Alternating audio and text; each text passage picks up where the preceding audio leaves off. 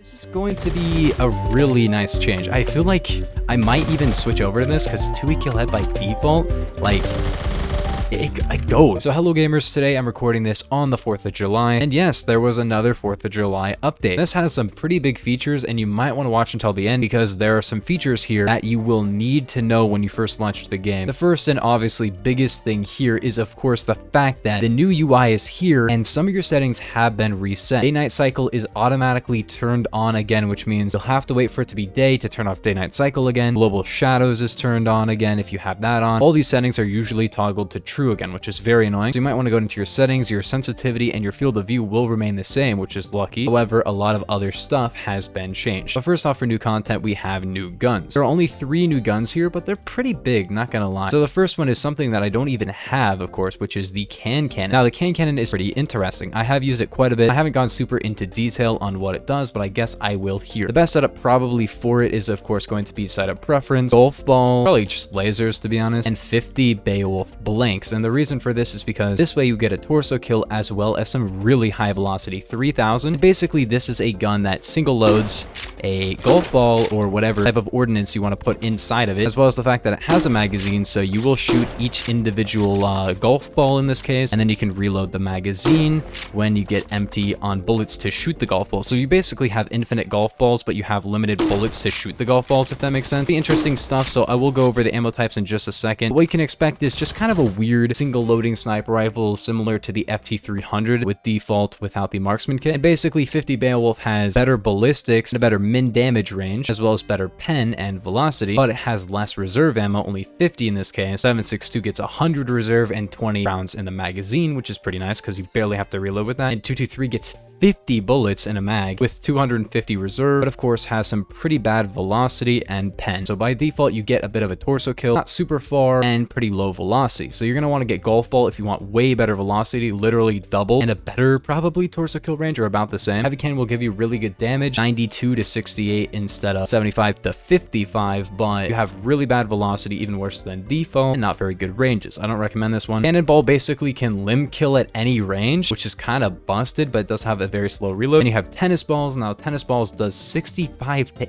80 times 2, so it does more damage at range. Has really awful velocity though. Bloxicola is just a funny little ammo type similar to like engravings, where it's just kind of a funny, does this, it makes you do the Bloxicola animation. Very cool. Now the cannonball is the other one that I do recommend. You will only get 10 reserve with 50 Beowulf, but keep in mind it limb kills at any range, so if you're hitting your shots it doesn't really matter. Also it shoots pretty slow as well. Kind of an interesting ammo type. It's not great, but honestly it's not bad at all either. So it's actually kind of strange that this gun is not the best gun of all time, but for a meme gun like this actually kind of works. I'm not gonna say it's the best gun of all time or anything, but it is worth checking out if you have it. If you don't have it, it's very expensive. Yeah, 222, which makes it a little bit less than the NTW. The NTW you could say is better with the torso kill all ranges, limb kill and stuff like that, and better velocity and just better overall ballistics. I'm not gonna lie, like the can cannon is really fun and it's actually decent and usable, you know? Maybe use ballistics tracker if you want to use the cannonball ammo type, but yeah, really fun gun. Now the next gun is a sniper rifle known as the M1903. The M1903 is very interesting because it's kind of like a slower Mosin with the torso kill, but very high velocity and pen. It also has an air service mag, which will lower your RPM. However, it will give you 25 rounds in a magazine and 25 reserve, and you can single load to get like the slowest reload in the entire game. It's a really fun sniper rifle. I really was having fun with it in the test play, so I'm really happy to see it finally get added to the main game because it's been in the test place for a while. Is it worth pre-buying? It's kind of expensive. It's like rank 190, very expensive to be honest, but I do think it might be worth pre-buying. It has a nice 75 stud torso kill range. It shoots pretty fast. Overall, it's going to be better than the AWM with the AWM changes in my opinion. It also has the Pedersen device or something,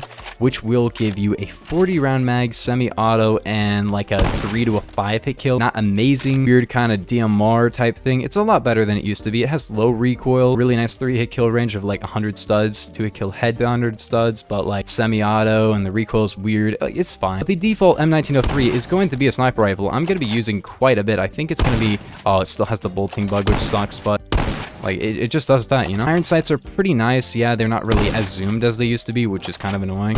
But yeah, this bolting bug, man, it's so annoying. whole. Really big fan of the M1903. I'm going to be using this thing a ton, I think. And look at that, 45 Super. That's something that's new. We will get to that in just a second. The last thing is, of course, the C8A2, which is a pretty weird gun. It's kind of just a C7, but smaller and faster RPM. It does reload in 2.2 seconds, which is not really that great. I would recommend using 20 tact or 7.62. I'll be using 7.62. It does have a full stock. It does have a carbine barrel if you want that, but I don't recommend it. I would use compensator, maybe Hera grip, full stock, or maybe stubby grip. I don't know. I'm going to use Hera. But basically what this is a 900 RPM instead of 800 RPM C7 with worse ranges, better max damage, worse min damage, same multipliers, but it's just basically a short barrel, slightly better for close range variant of the C7. It doesn't do amazing damage. It does kind of fall off at range, and it doesn't have a very good max damage range. 25 studs, not great, but it can 3-hit kill in close range, 2-hit kill head in close range at 900 RPM with honestly pretty low recoil. And the reload time is pretty fast as well. As you can see, that's 900 RPM on a 7.62. Like, that is really accurate for that. This might be kind of,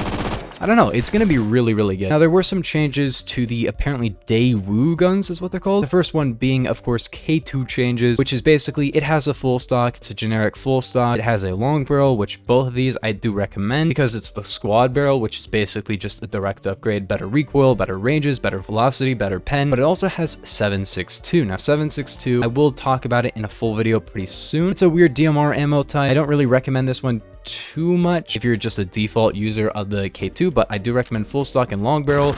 It does have not amazing like sight mounting now. I don't like the new sight mounting, and the handling is kind of dookie trash, but like, oh, this guy killed me with a Mateba. We got to talk about that pretty soon. And of course, you have the K1A. The K1A has a 7.62 conversion, which fires very fast and does very high damage, but kind of falls off at longer ranges. K1A 7.62 is worth checking out if you have the kills for it. It shoots very fast and does very high damage, but does have quite a bit of drop, so it's dropping like 25 studs, which is not too great, but like max damage wise, it is great. A 5-hit kill at range, which is not really that amazing, but 750 RPM, 42 damage in close range, and a 30-round mag, which is pretty good. Then you have K7556, which originally I was very confused with because I was like, it really is just like a K1A, and it actually is just a K1A because they were having problems making an integral suppressor on the K1A, so they're like, you know what, the K7 just gets 556 to make it a K1A with an integral suppressor. Also, you can't put a compensator on the K7 anymore, which is a big problem because, like,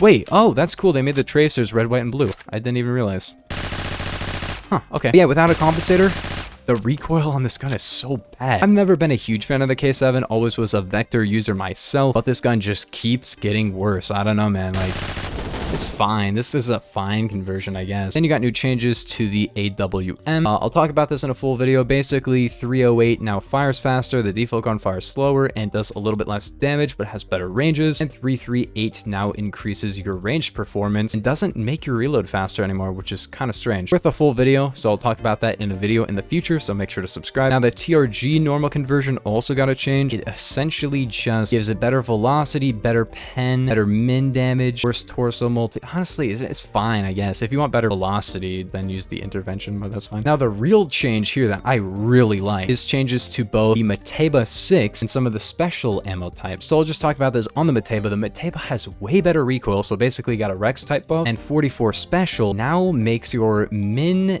damage range better and your velocity worse, but it no longer reduces your damage, so you can get some good recoil. The Mateba buff is going to be nice. I still feel like the Rex is better because the recoil is still kind of in its strange spot, but it's way lower, so you can really pop off with the Mateba now. So if you see my ranking the revolvers video, just keep in mind that the Mateba, after probably me talking about it, they probably just took my advice. They made the Mateba way better, and now it's, I don't know if it's worth using over the Rex, but I do recommend you check it out maybe because, you know, it's pretty good now. Recoil is better.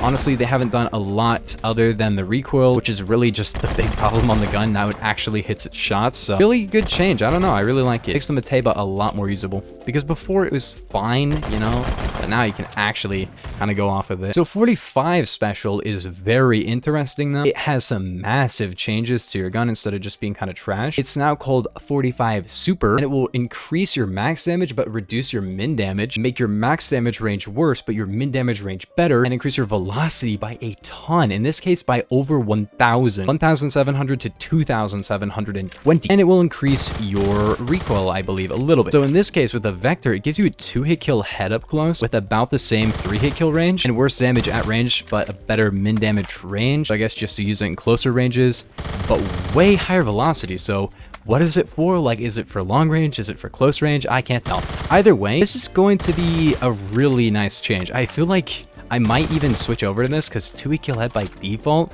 like, it goes. UMP 45 Super does 19.32 at range. That's not bad. And it has 39.52 up close and really good velocity. Actually, this is worth it. Use 45 Super on this gun. That's great. Another change on the crisp factor is going to be the 357 SIG. Basically, what it does now is gives you 38 to 19 damage, a torso multi, a pretty trash headshot multi, so it can't 2-hit kill head anymore, but it gives it a faster reload, which is really nice because that was the big thing that I was like, it needs a faster reload. They gave it a faster reload. So basically, what you can get from this is a faster reload and better damage up close and at range and worse recoil, but like it's worth using if you want. I do feel like 45 Super is going to be like the main ammo type on a lot of 45s now. It has some downsides, but I really do like it after some of the changes they got, because when it first came out I was like, meh. Now that it actually increases your max damage, it's pretty good, not gonna lie.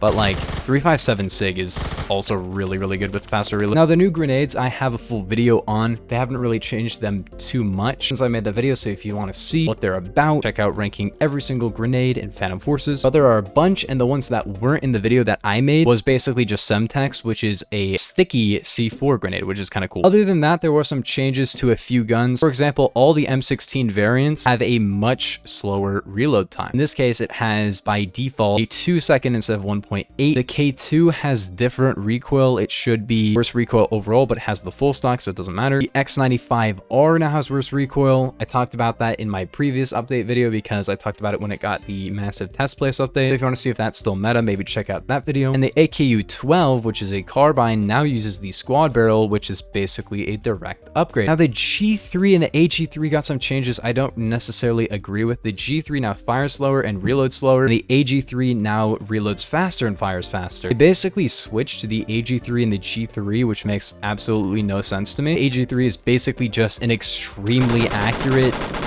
G3. Now the K7 did get better recoil by a little bit. From what I could tell, it's not great recoil without a compensator. I guess it does make up for the fact that it can't have a compensator. It's just, oh, that's not great. The RPK has worse recoil, but it's now quieter, so you won't get your eardrums blasted by firing it. The RPK 74 now has a worse max damage range and worse min damage. It still should be really top tier, but it shouldn't be quite as broken. The MG3 actually had some pretty massive changes. It has a slightly worse max damage range as well as lower velocity, but it has a much faster reload, which makes it overall way better. MG3 could fire for like 3 seconds before reloading, and it had like a 7-second reload. Now it has like a 5-second reload, which is still not great, but it's better. Yep. Now, sniper balance changes are pretty big. The Remington 700 has a better torso kill now. However, it has worse min damage and worse RPM. It's not like, I don't know. It does have a better torso kill range, but the Remington being like the fast firing one is kind of gone. Like, it's still not super slow or anything. It has 50 RPM, which is not bad at all, but like, I don't know, it's fine. The next change is the Mosin, which actually got a buff. It uses DMR ammo, which is kind of weird. So it's kind of actually harder to get bullets for this gun now, but it has a faster reload and more velocity. Pretty good overall changes. I'll make a video about that one pretty soon. The Mateba actually has a faster reload time, slightly better min damage range, and of course has way better recoil. The only other default change is of course the Bridal Brandisher, which has a better headshot multi. It allows it to one-tap head, which is pretty cool. Talked about that in my previous video on the update. Now changes to conversions, I'll go through these very fast. The Type 58 has a slower reload time. The pistol grip now has better model dampening changes, so a little bit of a buff to that. The Uzi 41 Action Express can actually one-shot headshot in close range, which is pretty cool. Uzi 45 can now two-shot torso and has some pretty overall changed statistics and has worse recoil, but like I said, it can two-shot torso, so it's very good. The Type 37 on the M3A1 has better damage, has a torso multi and a 2x headshot multi, and honestly, it's a really good ammo type now because 4-shot torso all ranges, 2-shot head very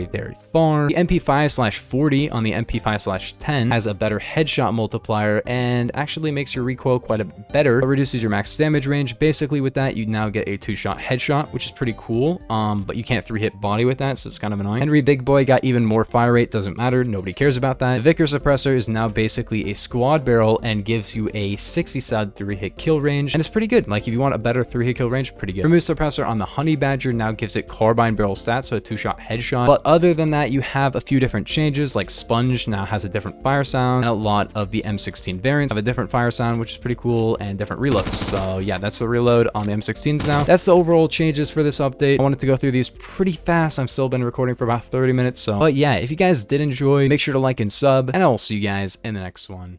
Peace.